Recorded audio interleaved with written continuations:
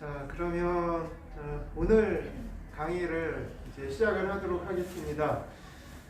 구원론 강의, 지금 주제가 거듭남이란 무엇인가에 대해서 지금 다루고 있고요. 두 번째 시간을 지나서 이제 세 번째 시간에 다다르게 됐습니다. 지난 시간에 했었던 내용들을 우리가 잠깐 기억해보는 시간을 좀 가졌으면 좋겠습니다. 지난 시간에 하나님께서 우리를 거듭나게 하실 때, 우리를 구원해 주실 때 하나님께서 해주시는, 우리 가운데서 해주시는 이 구원의 과정들이 있습니다. 물론 이 구원의 과정들은 사람마다 다 달라요. 그러니까 예를 들어서 사도 바울 같은 경우는 아주 불가항력적인 방법으로 하나님이 주권적으로 찾아오셨어요. 어느 순간에 찾아오셨죠? 사도 바울의 이름이 사울이었잖아요.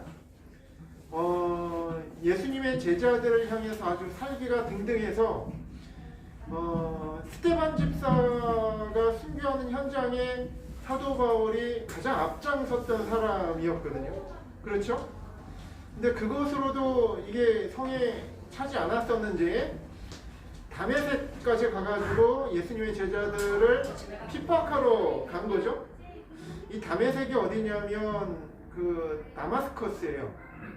이스라엘 나라가 아니에요. 지금의 시리아 지역입니다. 그러니까 시리아 지역의 다마스커스 외국까지 가가지고 거기에 있는 예수님의 제자들을 핍박하러 가는 도중에 예상치 않게 예수님께서 찾아오셨잖아요. 그죠? 그렇게 해서 거기서 만나주시고, 그리고 그 충격에 빠져서 그 식음을 전폐하고 하나님께 기도할 때 아나니아라는 그 제자를 불러서 세례를 줄 때 눈에 비늘이 벗겨지고 기도하게 되면서 하나님을 만났지 않습니까? 이 사도 바울 같이 예수님을 만나는 사람도 있고, 근데 또 베드로 같은 경우에는 첫 설교에서 어떻게 설교하였죠? 너희가 예수 그리스도를 믿고 회개하여 성령을 받으라고 말씀하셨잖아요. 그러니까 하나님께서 우리를 구원하시기 위해서 만나주시는 방법은 여러 가지 다양하지만 가장 일반적인 방법들이 있어요. 가장 일반적인 방법들. 그 일반적인 방법들이 어떤 것이냐? 첫 번째로 하나님의 성령께서 우리에게 오실 때는 가장 먼저 무엇으로 우리에게 역사해 주신다? 빛으로 역사해 주신다는 거죠. 이 빛을 다른 말로 말씀드리면 성령의 조명이에요. 성령께서 조명해 주신다는 겁니다. 그러면 우리 성령께서 조명해 주신다라는 말 있기 전에 우리는 그럼 어떤 상태라는 것을 전제로 하고 있습니까? 우리는 어두운 상태라는 것을 전제하고 있죠. 밝은 상태에 있는데 성령께서 조명해 주시는 거가 말이 안 되잖아요. 어두운데 조명해 주시는 거잖아요. 그러면 우리는 어떤 어두운 상태에 있는 겁니까? 무지의 상태, 알지 못하는 상태에 있기 때문에 성령께서 조명해 주시는 것이죠. 그래서 여기서 성령의 조명은 참된 지식이다. 이 참된 지식은 어떤 지식이냐? 우리가 알고 있는 머리로만 아는 사변적인 지식이 아니라 하나님께서 계시해 주시는 지식. 계시가 뭐죠? 열 개자에다 보일 시자, 열어 보여주시는 지식이라는 겁니다. 신적인 지식, 신령한 지식이라는 겁니다. 그 신령한 지식을 우리가 그러면 어떤 것을 아는 지식이냐? 바로 예수 그리스도를 아는 지식을 말하죠. 예수님이 누구신가? 그죠? 그분은 과연 누구시고 그분 누구이신 그분이 나와 어떤 관련성이 있으신 분이신가에 대한 신령한 지식을 말하는 것입니다. 그 사람은 신령한 계시된 지식을 알게 된 사람은 예수님을 알게 되고, 그리고 예수님이 얼마나 우리에게 소중한 분이시고 믿을 만한 분이신지를 알게 되는 거죠. 그럼 이 성령의 조명의 결과 우리는 무엇을 얻게 됩니까? 구원을 얻는 믿음을 갖게 되죠. 정말 그렇지 않습니까? 이건 근데 이게 당연한 거예요. 어떻게 보면. 예를 들어서 우리가 배를 탔다고 생각해 봤으면 좋겠어요. 어부들. 저는 그 대학교 때 중국으로 가려고 배를 탄 적이 있어요. 배를 탄 적이 있는데 그러면 이제 인천항에서 청진항까지 가지 않습니까? 이 서해 바다인데 이 서해 바다가요 험한 바다가 아니에요. 잔잔하고 파도가 그렇게 센 그 바다도 아닙니다. 수심이 깊은 바다도 아니에요.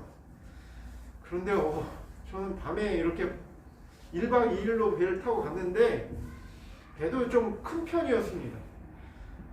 근데 밤바다를 보니까 색깔이 어떤 색깔인지 아세요? 바다 색깔이 시커매요. 시커먼 색깔이에요. 바람도 없었고 그런데 이 파도가 이렇게 출렁출렁 거리는데 전 무섭더라고요. 저는 생전 처음 그 바다를 그렇게 큰 배를 타고 가본 적이 그때가 처음이었어요. 이런 바다 속에서 내가 항해를 하러 갈 때 폭풍을 내가 맞닥뜨렸다고 한번 생각을 해봤으면 좋겠어요. 폭풍으로. 엄청 두려웠을 것 같습니다. 저는 그런 잔잔한 바다를 이렇게 항해하는 큰 배를 타고 갔는데도 무서운데 비바람이 불고 파도가 막 쳤으면 굉장히 무서웠을 것 같아요.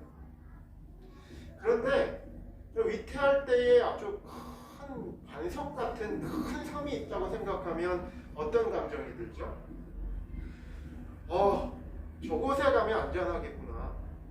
그런 감정이 들지 않겠습니까? 마찬가지예요. 이 험한 세상에서, 죄악 많은 세상에서 또한 안과 밖을 보니 다 죄투성입니다. 나의 앞길을 바라봤을 때도 내가 하나님의 나라에서 멀어지는 것 같아요. 내가 얼마 남지 않은 이 인생을 끝내고 나면 하나님의 심판대 앞에 설 그 자신이 없어요. 그러한 세상 속에서 예수 그리스도를 바라본다는 것은 그와 같은 거라고 저는 생각을 합니다. 정말 예수님을 바라볼 때 그렇게 나의 구원, 나의 주시오, 나의 구주가 되시는 그 주님을 바라볼 때 그런 믿음이 생기는 것은 어쩌면 굉장히 당연한 일이라고 우리가 생각할 수가 있을 것 같습니다. 정말 성령의 조명으로 열린 마음으로 예수 그리스도를 바라보게 됐을 때 그런 믿음이 생기는 것은 너무나 당연한 일이죠.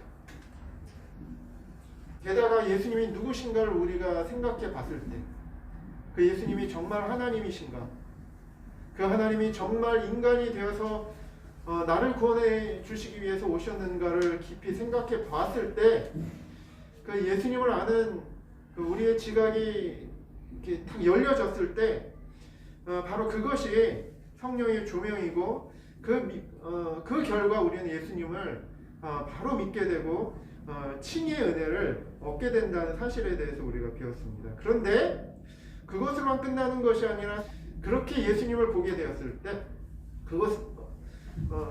바로 그 사람에게 성령께서 불로 찾아와 주신다. 불과 같이 우리에게 임하여 주신다. 그래서 우리 내면에 있는 죄성을 불태우시고 거룩케 하시고 그리고 하나님의 사랑을 우리의 마음속에 부어주신다. 그 결과 우리의 삶이 변화된다는 사실에 대해서 우리가 배웠습니다. 바로 이것이 거듭남이라는 사실을 우리 지난 시간에 함께 나누었습니다. 그 교리적으로 보면은요, 우리가 구원받았다라고 하잖아요. 구원받았다, 구원받지 못했다라고 했을 때 이 두 가지 요소가 분명히 우리에게 있어져야 돼요. 성령의 조명 그리고 성령의 불세례. 그런데 많은 교회가요, 이 성령의 조명과 성령의 불세례를 이야기하기는 합니다. 그런데 무엇이 다르냐, 그것에 대해서 제가 잠깐 설명을 좀 해야지 될 것 같아요. 요즘에는 이 성령의 조명에 대해서 잘 이야기하지 않습니다. 그냥 이렇게 이야기합니다. 저도 대학교 다닐 때 CCC를 다녔고요. 사형리를 들고 누구보다 열심히 전도하고 다녔습니다. 사형리에서 이렇게 예수님은 당신을 사랑하시며 당신을 위한 놀라운 계획을 가지고 계십니다. 그런데 인간은 죄에 빠져서 하나님으로부터 떠나 있습니다. 그러면서 사형리를 계속 소개하고 나중에 영접 기도를 하게 합니다. 그리고 영접 기도를 하면 당신은 구원 받았습니다. 이렇게 이야기합니다. 사형리를 소개를 하고 영접 기도를 했다는 것으로 그 사람이 성령의 조명을 받았다는 아무런 근거는 없습니다. 성경적이지 못해요. 심지어는 이런 사람들에게 영접 기도하는 사람이 이렇게도 물어보기도 해요. 나 진짜 구원받은 거 맞아요? 하나님 말씀을 의심하지 마. 막 혼내요. 그게 맞습니까? 성경에서는 그러한 것을 믿음이라고 말하지 않습니다. 오히려 성경은 이렇게 말합니다. 너희가 믿음에 있는가 너희 자신을 시험하고 너희 자신을 확증하라. 이렇게 말씀하고 있어요. 내가 나의 눈이 열려져서 성령의 빛을 인해서 하나님께서 예수 그리스도가 누구이신지를 알게 하시고 그 예수 그리스도를 믿는 그 믿음을 가진 사람은 자기가 그 믿음을 가진 것을 알게 됩니다. 자각할 수 있어요. 현대교회는 그래서 이 성령의 조명을 잘 가르치지 않고 그리고 언급은 해도 정확하게 잘 가르치지 않는 측면들이 있습니다. 그러다 보니 칭의의 은혜도 가르치는 교회가 있지만 교리적으로 그냥 넘어가는 경우들이 있어요. 그러나 그렇지 않다는 거예요. 정말 성령의 조명을 받은 사람, 그래서 예수님을 보게 된 사람, 예수님을 아는 그 믿음을 가진 사람, 그래서 예수님을 누구보다 굳세게 믿음으로 붙잡는 사람이 바로 하나님께서 그 믿는 자의 믿음을 보시고 의롭다 칭해 주신다는 것을 자신이 알아요. 물론 그 안다는 것은 성령의 확신으로 아는 것도 있고요. 성경을 통해서 주신 하나님 말씀을 통해서 아는 것도 분명히 있겠죠. 두 번째, 현대교회는 이 칭의의 은혜는 그래서 교리적으로 좀 남아있는 측면들이 있어요. 근데 현대교회는 이 두 번째, 거듭남의 은혜를 잘 가르치지 않습니다. 성령의 불사례를 참 많이 이야기하는 데가 있습니다. 어디가 그렇게 이야기하죠? 오순절 계통의 교회들이 이야기하죠. 순복음 계통의 교회들. 근데 이 순복음 교회 계통의 교회에서 성령의 불사례를 이야기하는 것은요, 거듭남을 말하는 것이 아닙니다. 성령의 은사를 말하는 거예요. 정확히 교리적으로 말하자면 성령의 불세례는 제2의 세례다 이렇게 이야기를 합니다. 그 교리적인 아주 자세한 내용들은 제가 나중에 시간을 내어서 말씀을 드릴게요. 오순절 계통에서 성령의 불사례 이렇게 언급을 하지만 그것은 거룩하게 우리를 변화시켜 주시는 이 거듭남을 이야기하는 것이 아니라는 거예요. 방언을 말하고 예언을 하고 병을 고치는 능력을 받는 것, 그것을 말합니다. 저 역시 하나님께서 분명히 병을 고쳐주시고 귀신을 떠나가게 하고 하나님 주신 여러 가지 은사들이 있음을 저는 인정합니다. 하나님 그렇게 역사하세요. 그러나 성경은 이 거듭남 성령의 불세례, 세례 요한이 이렇게 이야기했잖아요. 세례 요한이 예수님을 증거할 때 나는 물로 너에게 회개케 하기 위해 물로 세례를 주거니와 내 뒤에 오시는 이는 나보다 능력이 많으시니 나는 그의 신을 들기도 감당치 못하겠노라. 그는 성령과 불로 너에게 세례를 주실 것이요. 이때 세례 요한이 외쳤었던 예수님은 어떤 분이시라는 거예요. 세례 요한에게 있어서 예수님은 성령과 불로 세례를 주시는 분이라는 겁니다. 이때 성령과 불로 세례를 주시고 이 세례를 받는 사람은 뭐예요? 거듭나게 된다는 거예요. 죽었던 영혼이 살아나고 하나님께 전인격적으로 반응하지 못했던 혹은 일부만 조금 반응하는 척했던 내 영혼이 전인격적으로 하나님의 부르심 앞에 반응하고 순종하는 영혼으로 살아나게 되는 것, 그것이 거듭남이죠. 그 거듭남입니다. 그래서 우리가 쓰는 용어들, 이 거듭남, 칭의, 성령의 조명, 이런 것들 다른 어느 곳에서 사용한다고 해서 우리랑 똑같이 가르치고 있네 라고 생각하면 안 된다는 거예요. 그 내용을 여러분들이 한번 성경적인 것인지 한번 잘 분별을 하실 필요가 있다는 것을 좀 말씀을 좀 드리겠습니다. 자, 이어서 오늘 그 강의를 좀 시작을 해야 되겠는데요. 이로써 우리는 거듭남이란 무엇인지를 배웠습니다. 이 거듭남이란 죽어있던 내 영혼이 생명을 부여받아서 다시 태어난 것을 의미하기도 하지만 가장 실질적으로는 마귀적인 성품에서 거룩하신 하나님의 성품으로 바뀌는 것이 거듭남이다 라는 사실을 우리가 배웠지요. 그러면 어떻게 하면 죄로 타락한 인간의 마음이 근본적으로 착해질 수 있습니까?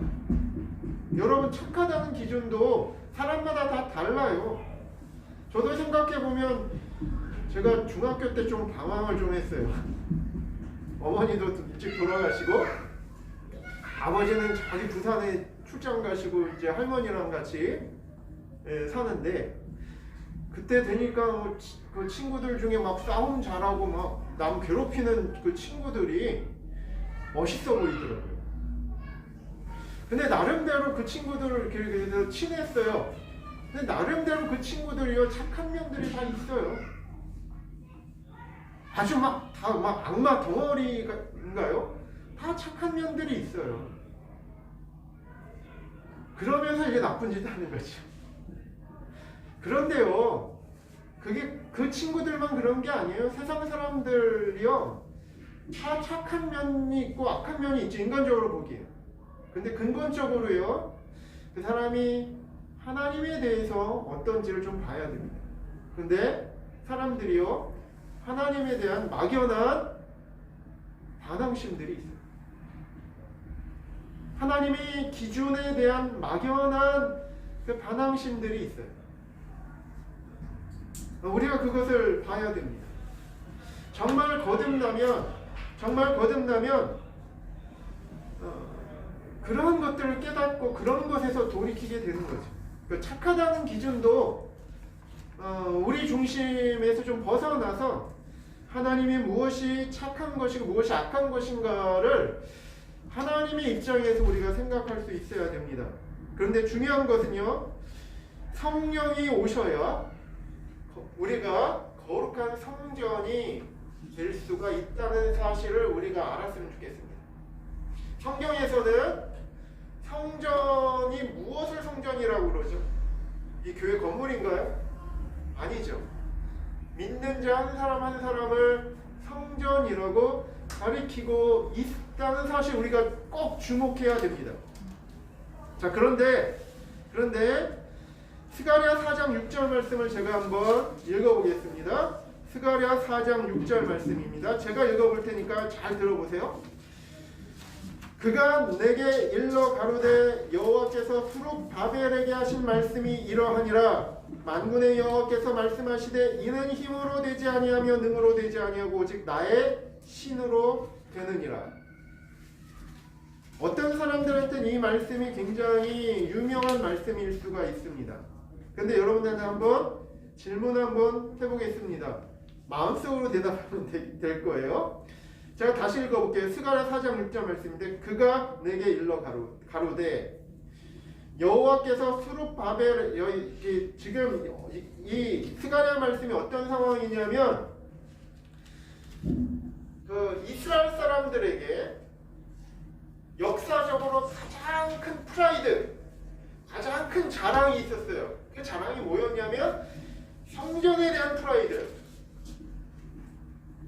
솔로몬 성전, 어떻게 지어진 성전이에요? 그 성전이 솔로몬이 1000번 제사 드리고 다윗이 소원하였고, 그리고 그 다윗의 소원을 하나님께서 솔로몬을 통해서 이루게 해 주셨잖아요. 1000번 제사 드리고 하늘에 불이 임하여져서 첫 성전 기공식 때 불이 임하였던 그 성전, 하나님의 임재가 있었던 그 성전. 역사적으로 이스라엘은 이 성전에 대한 막강한 프라이드가 있었어요.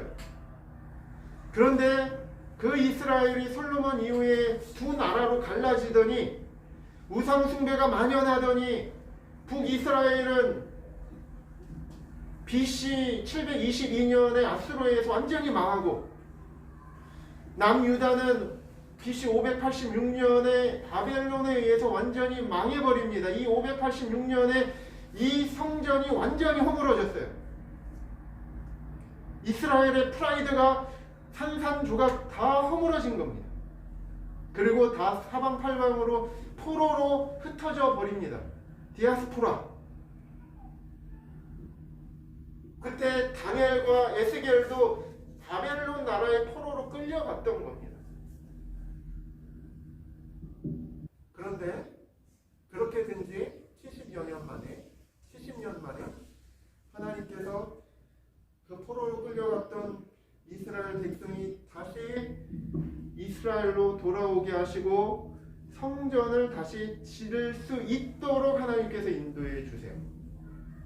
그런데 그게 저절로 되지 않습니다. 그런 약속이 남아 있더라도 그래도 저절로 짓게 안 해요. 다른 그 사마리아나 그 주변에 있는 민족들이 그 성전 짓는 것을 방해합니다. 그래서 처음에 지으려고 했었던 그 성전을 못 짓게 돼요. 그러니까 하나님께서 하나님의 선지자들을 일으켜 세웁니다. 내가 너희를 도와줄 테니 이 성전 기공을 끝까지 성전을 다시 재건해라. 그런 상황 속에서 이 스가랴서 말씀이 나오는 겁니다. 그래서 다시 읽어볼게요. 그가 내게 일러가라되 여호와께서 스룹바벨은 그 당시 유다로 부임된 총독을 말합니다. 유대인 총독. 스룹바벨에게 하신 말씀이 이러하니라. 만군의 여호와께서 말씀하시되 이는 힘으로 되지 않는데요. 근데 이는 뭘까요? 이 일은 힘으로 되지 않는데요. 뭐예요? 무너진 성벽을 다시 재건하는 이 일을 말하는 거예요. 무너진 성벽을 다시 재건하는 일, 바로 이 일은 뭘로 되지 않는다고요? 힘으로 되지 않고 능으로도 되지 않고 오직 뭘로 된다고요? 오직 나의 신, 나의 성령으로 되느니라, 이렇게 말씀하시는 거예요. 근데 우리 처음에 성전은 신약시대 성전은 누구라고요? 믿는 성도라고요. 예수님이시죠. 예수님이 성전이시기도 하시지만 믿는 성도 한 사람들이 하나님의 성전입니다. 자, 잘 생각해 봤으면 좋겠어요. 구약시대 때 무너진 그 이스라엘의 성전을 다시 세우려 할 때에도 성령께서 친히 이루시지 않으면 절대 이룰 수 없었습니다. 그렇죠? 하물며 하나님께서 친히 거하시는 신약의 거룩한 성전이 되게 하시려면 누가 친히 일하셔야 되겠습니까? 누가 친히 일하셔야 되겠습니까? 어느 성전이 더 위대합니까? 솔로몬 시대의 솔로몬 성전이 위대합니까? 신약의 성도 한 사람이 더 위대합니까? 신약의 제대로 된 진짜 성도 한 사람이 더 위대한 겁니다. 그렇지 않습니까? 그런데 이 위대한 성전, 이 허물어진 솔로몬 성전을 재건하려고 할 때도 힘으로 되지 않고 능으로도 되지 않는데요. 오직 누구의 힘으로? 성령의 능력으로 된다고 말씀하고 계십니다. 하나님께서 친히 거하시는 신약의 거룩한 성전이 되게 하시려면 바로 성령께서 내 안에서 일하셔야 된다는 사실을 우리가 꼭 기억해야만 합니다. 성도가 된다는 것은 성령으로 거듭난다는 뜻이고 곧 거룩하신 하나님의 성전이 된다는 것을 의미합니다. 사도들은 성령을 받은 성도를 가리켜 하나님의 성전이라고 칭했습니다. 고린도전서 3장 16절 17절 말씀을 제가 읽어보겠습니다. 주목해서 잘 들어보세요. 너희가 하나님의 성전인 것과 하나님의 성령이 너희 안에 거하시는 것을 알지 못하느뇨. 여기서 너희는 누굽니까?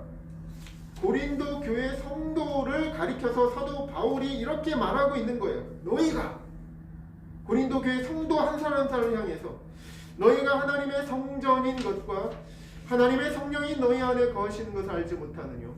그렇죠. 성전 안에 누가 거하셔야 됩니까? 성령께서 거하셔야 되죠. 누구든지 하나님의 성전을 더럽히면 하나님이 그 사람을 멸하시리라. 하나님의 성전은 거룩하니 너희도 그러하니라. 자, 성령께서 한 영혼에게 찾아오실 때 거룩하신 하나님의 백성으로 거듭날 수 있게 된다는 것입니다. 성령이 오셔야 성령의 전이 됩니다. 이 부분을 누가 가장 힘써 외쳐야 됩니까? 교회가 외쳐야 됩니다. 그런데 이 메시지를 듣기가 참 어려운 시대 속에 우리가 살아가고 있습니다. 그냥 어물쩍 넘어가요. 교회 나오니까 우린 다 하나님의 성전이야. 성경은 그렇게 가르치지 않아요. 아주 구체적으로 어느 아무개를 향해서 하나님의 일을 대적한 어느 아무개를 향해서 혹은 하나님의 백성인 척하는 위선적인 어떤 누군가를 향해서 저희는 성령이 없는 자니라. 성경은 그렇게 외치고 있어요. 무엇을 기준으로 그렇게 과감한 말씀을 전할 수 있었을까요? 사도들이 성령을 받은 사람과 받지 못한 사람, 성령을 받지 못했을 수 있죠. 교회 와도. 그렇죠? 그러나 진실하면 돼요. 아직 나는 성령의 은혜를 받지는 못하는 가운데 있습니다. 근데 성령을 받지 않았음에도 불구하고 성령 받은 척하고 교회에 문제를 일으키는 사람들, 그런 사람들을 향해서 사도는 경고하고 있는 겁니다. 사도가 고난을 받으면서 거짓 형제의 위험을 받았다고 이렇게 이야기합니다. 현대교회에서 거짓 형제라는 이야기를 들어본 적이 있으십니까? 이런 얘기하면 상처를 받죠. 근데 그런 실체가 있다는 거예요. 그런 실체가 있어요. 근데 이거 잘 들으셔야 돼요. 나는 거짓 형제, 그러라는 말이 아니에요. 우린 진실하면 돼요. 겸손하고 진실하면 됩니다. 그리고 내가 이 은혜를 받지 못했다면 하나님 난 받기 원합니다 하면 됩니다. 그런 사람들을 향해서 그렇게 말씀하시는 것이 아니죠. 자, 성령이 없으면 진정한 그리스도의 사람이 될 수 없습니다. 성령은 그리스도의 영입니다. 다시 말하면 성령이 오신다는 것은 예수님께서 영으로 내 마음속에 찾아오신다는 말과 다름이 아닙니다.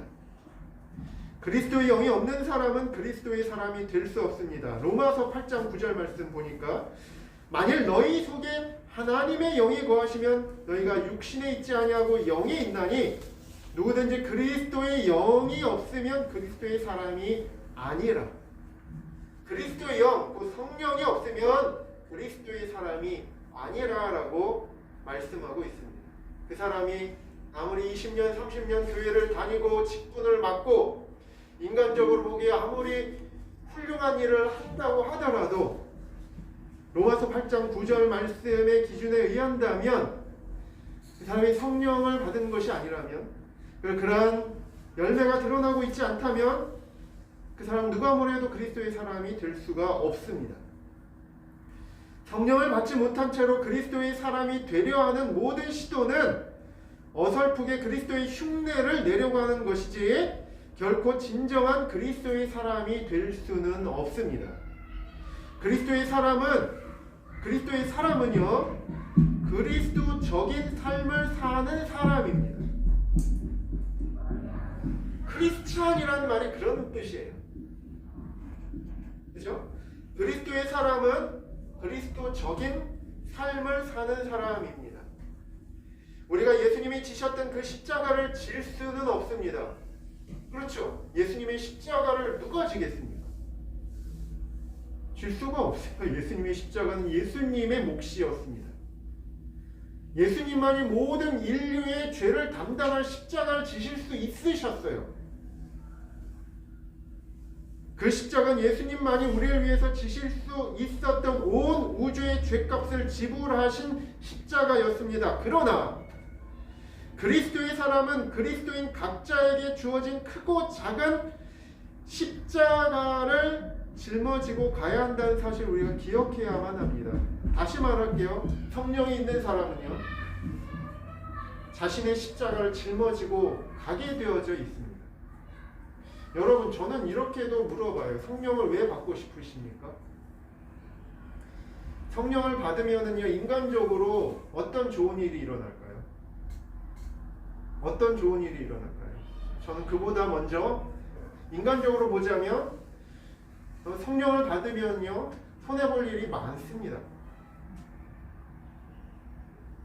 남을 섬기고자 하는데 내 거 다 챙기면서 남을 섬길 수 있을까요? 남에게 도움이 되고자 하는데 나는 손해보지 않고서 남을 도와줄 수 있을까요? 예수님은 어떤 삶을 사셨죠? 인간적으로 보기에 손해보는 삶을 사셨습니다.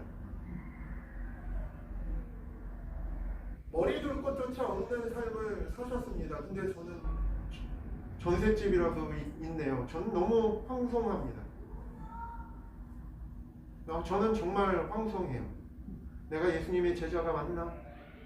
때때로 그런 생각도 합니다. 난 너무 호강하고 사는 거 아닌가? 그런 생각을 들 때면 하나님 앞에 고개를 들 수가 없습니다.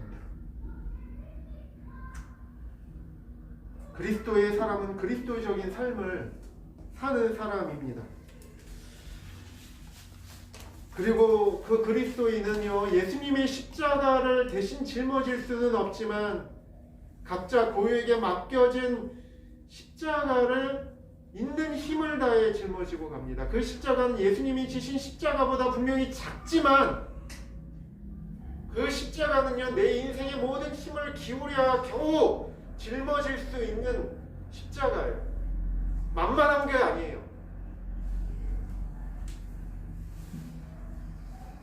그러나 그 사람은요, 그리스도의 영을 가지고 일관되게 충실하게 그리고 완벽하게 그 십자가를 짊어지고 가는 사람입니다. 전 누군가 성령의 세례를 받았다고 하는 사람들, 성령으로 거듭났다고 하는 사람들을 어떻게 검증합니까?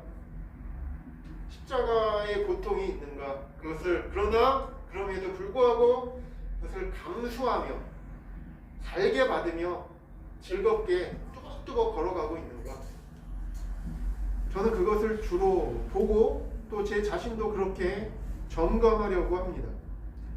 성령이 없는 사람은 이런 그리스도적인 사명을 결코 이룰 수 없습니다. 왜요? 근본적으로 이기적이기 때문에. 이 세상에서 얻을 것을 기대해야 한다는 마음이 있는 것이죠. 여러분, 이제 우리가 해야 할 것은 아주 명확해졌습니다. 예수님이 누구시며 왜 오셨는지 여러분, 저는 아실 거라고 생각합니다. 예수님께 살리신 보혈이 얼마나 값지고 능력 있는 것인지 아실 거라 생각합니다. 예수님이 그토록 이 땅에 던지시기를 원하셨던 성령님이 누구신지를 여러분 알고 계시리라 생각합니다. 여러분에게 참된 구세주가 계시지 않으시다면 여러분이 얼마나 비참한 존재인지에 대해서도 여러분 배우셨습니다. 성령으로 거듭나지 않은 사람은 본질상 진노의 자녀입니다. 성령이 오셔서 구세주의 영광을 보여주지 않으신다면 여러분은 한치 앞을 보지 못하는 장님에 불과하다고 저는 감히 말씀드립니다. 성령이 오셔서 더러운 죄성을 불러 태워주시지 않으신다면 우리가 가진 그 악독한 죄가 자신을 삼켜버리고 필경 지옥불로 떨어뜨릴 것이 너무나 분명합니다. 그뿐이겠습니까? 그 악독함이 여러분 주위에 있는 다른 사람들을 지옥으로 떨어뜨리게 할 것입니다. 나만 그 지옥의 자식이요, 나만 지옥에 가는 게 아니에요. 자기도 모르게 다른 사람도 같이 지옥에 끌고 가는 역할들을 한다는 겁니다. 성령이 오셔서 주님을 향한 사랑으로 뜨겁게 불타오르게 해주시지 않으신다면 그 사람의 마음은 동토의 땅처럼 싸늘하게 식어져 있을 것이 분명합니다. 여러분, 시간이 다 됐습니다. 한 가지만 말씀을 드리고 싶어요. 원고 다음 주에도 계속 하겠는데요. 그렇다면 우리는 무엇을 해야 되겠습니까? 우리는 무엇을 해야 되겠습니까? 여러분, 제가 말씀드리겠습니다. 하나님의 은혜를 찾을 수 있는 모든 방법을 찾으셨으면 좋겠어요. 그래서 그 사람을 하나님이 만나주세요. 모든 방법들을 하나님이 주셨어요. 여러분, 저는 어디에서 격려와 소망을 얻냐면 무화과 나무 밑에 있는 걸 내가 널 봤다라고 했던 그 제자가 있죠. 예수님께서는 우리를 가만히 지켜보고 계세요. 어느 순간 말없이. 그때 우리는 기도할 때 낙심하기가 참 쉬워요. 하나님, 예수님이 보고 계시나? 그렇지 않다는 거예요. 여러분, 계속 하세요. 믿음의 자리에 계속 나오세요. 은혜의 자리에 찾아 나오셨으면 좋겠어요. 그것이 여러분의 골방의 기도들, 교회들, 그곳에 예수님께서 말없이 지켜보고 계세요. 그러면서 이렇게 말씀하실 겁니다. 그 제자에게 말했던 것처럼 내가 무화과 나무의 아래에서 내가 너를 봤다 라고 말씀하신 것처럼 예수님께서 분명히 은혜를 찾아 나서는 그 한 사람에게 말씀하실 거예요. 내가 너의 골방에서 내가 너를 봤다. 그 구석탱이에서 하나님 나에게 하나님 구했던 너의 모습을 내가 봤다. 주님 분명히 은혜를 주신 바로 그때 여러분들이 말씀해 주실 겁니다. 우리가 해야 할 모든 일들, 그것을 하셨으면 좋겠고요. 그러면 우리가 무엇을 해야 되는가에 대해서 다음 주에 말씀을 좀 드리도록 하겠습니다. 이 강의 요지를 여러분 잘 좀 소화하셔서 이 거듭남의 은혜 속에 성령을 받는 하나님의 은혜 속에 다 들어오게 되셨으면 좋겠습니다. 강의를 마치도록 하겠습니다. 감사합니다.